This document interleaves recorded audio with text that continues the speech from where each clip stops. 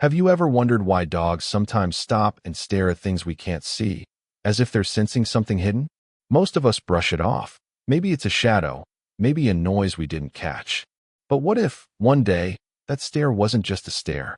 What if that moment of silence, that pause, was actually the beginning of a discovery so chilling, so life-changing, that it saved 23 innocent children from a nightmare no one knew existed? This is the story of a loyal canine who refused to walk away from an abandoned house, a house that everyone ignored, a house that kept its secrets buried deep inside. And when his handler finally listened, the truth that came out would not only shock the entire community, but also prove why sometimes heroes walk on four legs. On the edge of town, where the streets grow quiet and the streetlights barely reach, there stood a house people rarely talked about. Some called it abandoned, others said cursed. Its paint had long peeled away, leaving behind lifeless gray wood. The front gate hung loosely on rusty hinges, and weeds clawed up the porch steps as if trying to swallow the place whole. Neighbors whispered about it, but never lingered nearby. Children passing by on bicycles would pedal faster, throwing nervous glances over their shoulders. At night, even stray cats seemed to avoid its shadow. To most, it was just another decaying building, too broken to be worth fixing.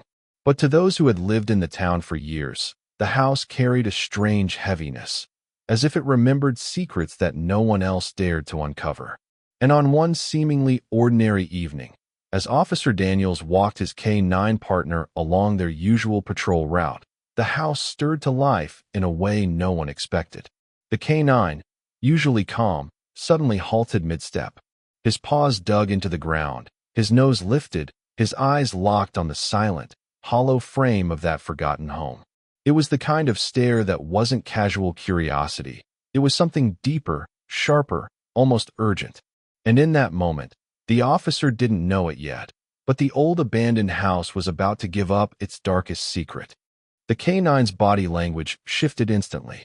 His ears pricked, his nose twitched, and then came that low, rumbling growl, the kind that makes your skin tighten, the kind that says something isn't right. Officer Daniels frowned, tightening his grip on the leash. "Come on, buddy. Let's keep moving." But the dog didn't move. He pulled in the opposite direction, muscles straining, eyes fixed on the shadowy outline of the house. His growl deepened into sharp barks, echoing down the empty street. Daniels had worked with this canine for years. He knew every bark, every signal, every pause. And this wasn't just stubbornness. This was his partner warning him, "There's something here. Don't ignore it." Still, Daniels hesitated. To the human eye, it was just an abandoned building. Quiet, lifeless, not worth investigating. But the dog refused to let go. He clawed at the pavement, lunged toward the fence, his tail stiff like a spear. The officer sighed, realizing he had two choices: tug his partner away and dismiss the warning, or trust the instincts of a creature who had never once failed him. And in that moment, as the K9 let out another sharp bark at the broken windows, Daniels felt a chill crawl down his spine. What could a dog possibly sense inside a house everyone else had written off? Officer Daniels finally gave in to his partner's insistence. With a deep breath, he unclipped the leash, letting the K9 move freely. The dog bolted forward, circling the perimeter of the house, nose pressed low to the ground, tail stiff like a warning flag. His barks cut through the silence, sharp and commanding, like he was calling for the world to pay attention. Daniels followed slowly, his flashlight cutting through the darkness. At first, it seemed like nothing more than a rotting structure. Shattered windows, a door nearly falling off its hinges, graffiti scrawled across the walls. But then, he noticed something. One of the windows, half covered with a broken plank, had fresh marks along the frame. Not old scratches, but new ones. Someone had been forcing it open. His pulse quickened. The dog pressed against the side of the house, nose glued to the cracked wall, whining now instead of barking. It wasn't aggression anymore. It was urgency. He was telling Daniels, "Something alive is in there." Daniels froze. He could have sworn, for just a moment, he heard it too. A faint sound, muffled, almost like a cry or a whisper. He shook his head, straining his ears. Then it came again, soft, fragile, The sound of a child's whimper. His chest tightened. This wasn't just an abandoned house. With trembling hands, he reached for his radio, voice steady but low. "Dispatch, this is Officer Daniels. I need backup at the old Maple Street property. Possible signs of life inside." The silence of the night suddenly felt heavier. The canine growled again, pawing at the door like he was ready to tear it down himself. And Daniels, standing there in the dark, realized he wasn't staring at an empty house anymore. He was staring at the edge of a nightmare waiting to unfold. Backup arrived minutes later, though to Daniels it felt like hours. The night air was heavy, and the only sounds were the sharp breaths of the officers and the restless growls of the canine, pacing, pulling toward the door like a magnet. With weapons drawn and flashlights cutting through the darkness, they pushed the front door. It groaned, hinges screeching, before slamming against the wall. The smell hit them first: dampness, rot, and something else, something foul that raised goosebumps across their skin. Inside, the floorboards creaked under every step. Dust hung in the air, swirling through the beam of their flashlights. The house was eerily empty at first glance. Broken furniture, shattered glass, scraps of old newspapers scattered like dead leaves. But the canine wouldn't stop moving. His nose stayed low, his body tense, pulling them deeper inside. Then it happened. From somewhere within the walls came a sound, so faint, so fragile, it made every officer freeze. A muffled sob. Daniel's heart thudded in his chest. He signaled for silence, and the group listened. Again, the sound came. A child's whimper, quickly silenced, as if a small hand had been forced over trembling lips. The canine lunged forward, pawing at a section of floor near the back of the house. Officers rushed over, shining their lights. That's when they saw it. A hatch, crudely covered with planks and nails. Fresh wood. Fresh work. One officer pried it open, the nails screeching against the wood, and as the hatch lifted, a wave of air swept up, stale, suffocating. Their flashlights revealed a narrow staircase spiraling downward.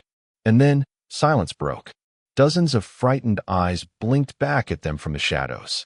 Children, huddled together, weak, thin, their faces pale with fear. Some cried silently, clutching each other.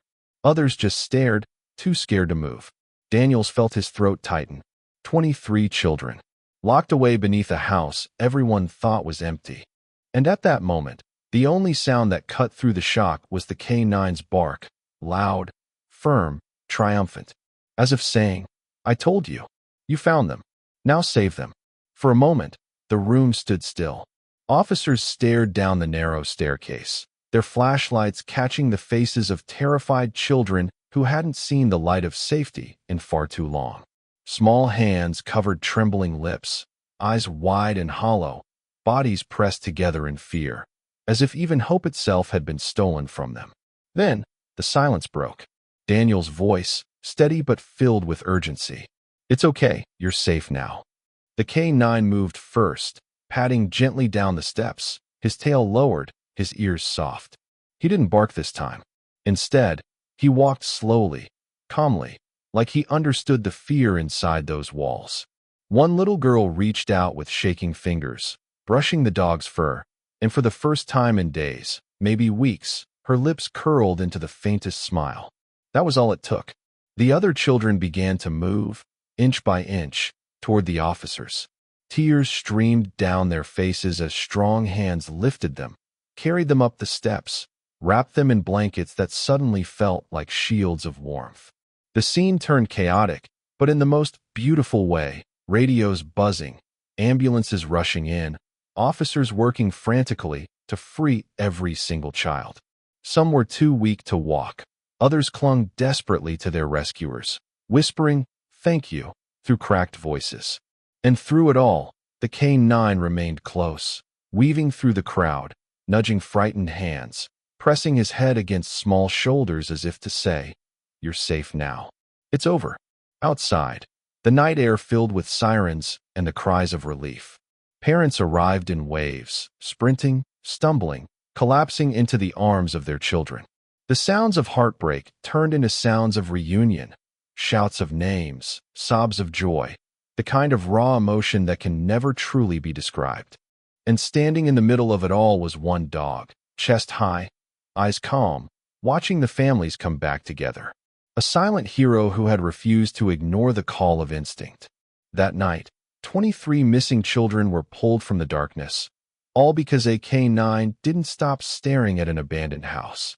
The following morning, the town woke up to headlines that didn't feel real. 23 missing children rescued. Canine leads police to underground horror. What had once been whispered about as just an abandoned house was now the center of a story that would never be forgotten. News vans lined the street, neighbors crowded the sidewalks, and the house that everyone once avoided became the scene of a miracle, and a nightmare narrowly ended. Parents clutched their children so tightly, as if letting go might mean losing them again. Tears flowed freely. The sound of joy mixed with relief created an atmosphere so heavy with emotion that even the strongest officers found themselves blinking back tears. And then there was the dog, the canine who started it all. Cameras flashed as reporters called him a hero, but he didn't seem to notice. He sat calmly beside Officer Daniels, tongue lolling, eyes watchful. From time to time, one of the children would break away from their parents, run up, and throw their little arms around his neck. He would stay perfectly still, letting them hold him, his steady presence more comforting than any words could ever be. The community's view of that house changed forever.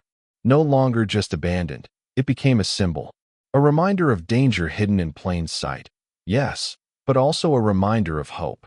Because from its walls emerged 23 children who were given back to the world, and at the heart of it all stood one loyal dog who refused to ignore what others could not see. The police department honored the canine with a medal, though for him it was never about recognition. For him, it was instinct, duty, loyalty, and maybe, just maybe, love, the kind that makes a dog stare at an empty house and know, deep down, that it isn't empty at all. When the chaos finally faded and the children were safe in the arms of their families, one truth remained clear: none of it would have happened without the dog. Think about it for a moment. Dozens of trained officers had walked past that house before. Neighbors had seen it every single day. People had learned to ignore it, to push aside the uneasy feeling it gave them. But not the canine. He didn't need proof. He didn't need explanations. He trusted his instincts, and those instincts saved lives. It makes you wonder, how often do we ignore the small warnings in our own lives? How often do we silence that quiet voice inside us? The one that tells us something isn't right. The one that urges us to look closer, to act, to speak up. This dog didn't second-guess himself. He didn't walk away. He stood his ground, and because of that, 23 children got a second chance at life. It's a reminder that heroes don't always wear uniforms or shine in the spotlight. Sometimes they walk on four legs, with wagging tails and eyes that see more than we ever could. Sometimes courage is as simple as refusing to look away. And beyond the bravery, there's something deeper here too: compassion. When that little girl reached out her hand and touched the canine's fur, she wasn't just petting a dog. She was touching safety, comfort, love. In that moment, he wasn't just a police dog. He was hope itself. The lesson is simple but powerful. Never underestimate the quiet instincts of the heart. Sometimes, they lead us exactly where we're needed most. At the end of it all, people will remember the headlines. They'll remember the shock of discovering 23 children hidden away in a place no one suspected. They'll remember the families reunited, the tears, the joy, the relief. But what they'll never forget is the dog who refused to walk away. Because this wasn't just about instincts. It wasn't just about training. It was about loyalty, about a heart that couldn't ignore the cries buried behind those walls. One stare, one growl, one refusal to move on, and an entire nightmare was brought into the light. And maybe that's the lesson we all need to carry with us. Sometimes, life gives us moments when we can turn away, pretend we didn't notice, pretend it isn't our problem. But real courage means stopping. It means listening to that quiet signal inside and choosing to act. That night, a canine did exactly that. And in doing so, he reminded the world that heroes don't always speak our language. Sometimes, they speak with barks. Sometimes, they speak with silence. but always, they speak with love. So the next time you see a dog staring into the distance, don't just laugh it off. Because once, one stare saved 23 innocent lives.